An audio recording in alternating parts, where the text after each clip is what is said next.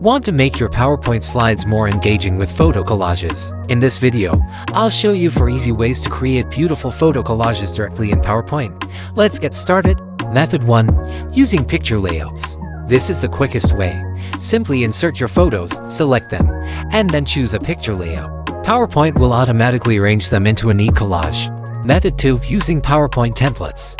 Go to the template library, search for Photo Collage, and pick a design you like. These templates give you a ready-made layout. Just replace the sample photos with your own. Method 3. The photo album option. This feature is perfect if you want to showcase lots of pictures quickly. Insert a photo album, choose your images, and PowerPoint will build a collage-style presentation for you. Method 4. Creating a custom collage. If you want full creative control, you can design your own layout.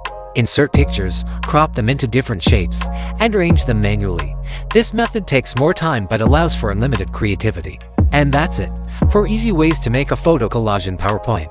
Which method will you try first? Don't forget to like this video and subscribe for more PowerPoint tips.